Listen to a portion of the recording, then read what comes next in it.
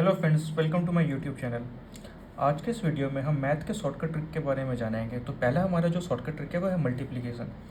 तो यदि हम ओल्ड मेथड देखें तो हम कैसे मल्टीप्लाई करते थे। मान के चलिए हमारे पास 2 डिजिट दिया हुआ है, तो हम क्या करते हैं, सिंपली ये हमारा यूनिट डिजिट है, हम इसको पहले इससे मल्टीप्लाई करते हैं, फिर इससे मल्टीप्लाई करते हैं। तो हमने यहाँ पे 48 लिखा।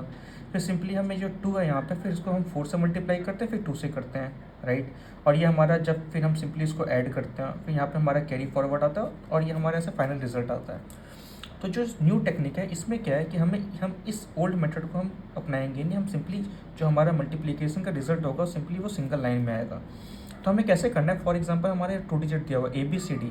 तो इसका फॉर्मूला क्या है, मेरा लास्ट का यदि मैं डिजिट देखूँ तो क्या है BD, मतलब मेरे को इन दोनों को मल्टीप्लाई करना है, फिर मुझे ये क्रॉस मल्टीप्लाई करना है, देन मुझे इन दोनों को मल्टीप्लाई करना है। तो चलिए हम एग्जांपल के बेसिस को समझते हैं। 24 इंटू 22 को लेते हैं। तो मेरा मान के चलिए मेरा 24 है और ये मेरा 22 है।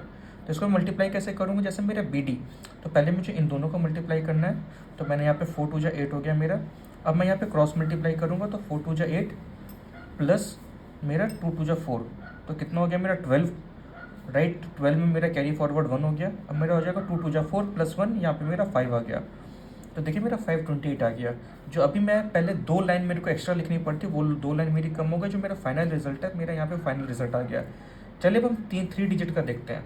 तो 3 डिजिट के लिए फॉर्मूला क्या है, पहले आपको इन दोनों को मल्टीप्लाई करना है, फिर आपको ये क्रॉस मल्टीप्लाई करना है। उसके बाद क्या आपको A को F से मल्टीप्लाई करना है, इसको इससे और B को इससे करना है। मतलब जो आपका एक्सट्रीम वैल्यू, पहले उन दोनों को मल्टीप्लाई करिए क्रॉस मल्टीप्लाई, फिर जो आपको बीच का वैल्यू उसको मल्टीप्लाई करिए। तो यहाँ पे हमने लिख दिया। उसके बाद क्या हुआ, जैसे आपके ये तीनों, फॉर एग्जाम्पल ये तीनों डिजिट का मल्टीप्लीकेशन हो गया, उसके बाद लास्ट वाले को आप छुपा लीजिए। उसके बाद फिर जो 2 डिजिट है, तो 2 डिजिट में जैसे आपको मैंने यहाँ पे फॉर्मूला बताया सेम करना है, क्रॉस करिए।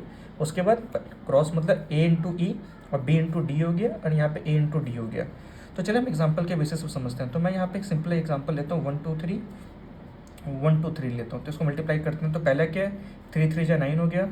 अब मैंने क्रॉस मल्टीप्लाई किया तो कितना हो गया, 3 2 जा 6 3 2 जा 6 12, 1 कैरी हो गया।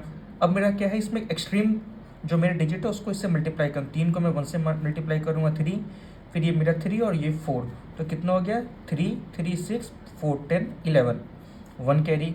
अब मुझे फिर अब ये मेरे को ये छुपा लेना है, क्योंकि मेरे तीनों डिजिट यहाँ पे काउंट हो गए हैं।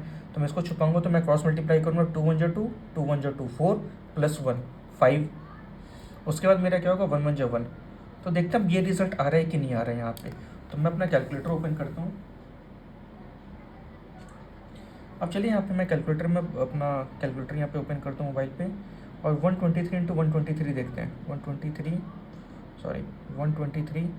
इंटू 123। तो देखिए मेरा जो रिजल्ट है वो एकदम सेम आया, एक्यूरेट। तो होपफुली आपको अभी आइडिया लग गया होगा कि जब हमें मल्टीप्लाई करने में सिंगल डिजिट में डेटा को लेके आना है, तो हमें क्या टेक्निक अपनाना है, हमें किस तरीके को कैसे मल्टीप्लाई करना है। फिर से एक बार मैं रिकैप कर देता हूँ। यदि मेरे पास 3 डिजिट का है, तो पहले मेरे को इसको इससे मल्टीप्लाई करना है 3, जो मेरा लास्ट का एक्सट्रीम डिजिट है उसको। उसके बाद मुझे क्या करना है, क्रॉस मल्टीप्लाई करना है, ठीक है। उसके बाद मुझे क्या करना है, इसको इससे करना है, इसको इससे और इसको इससे। सिंपली पहला स्टेप में क्या है, मेरे को 3 इंटू 3 करना है। सेकंड स्टेप क्या होगा मेरा, 3 इंटू 2 3 इंटू 2। तो यहाँ पे मेरा 3 इंटू 2 3 इंटू 2, और दोनों को ऐड करना है। उसके बाद मेरा जो एक्सट्रीम वैल्यू उसको मैं ऐड करूँगा। तो मेरा क्या आएगा, 1 into 3 plus 1 into 3 plus 2 into 2। अब मेरे जैसे ये तीनों डिजिट कंप्लीट होगा, उसके बाद लास्ट वाले जो यूनिट डिजिट है उसको मैं छुपा दूंगा, और इन दोनों को फिर मल्टीप्लाई करूंगा। तो फिर से मेरा 2 डिजिट का कंसेप्ट आ गया।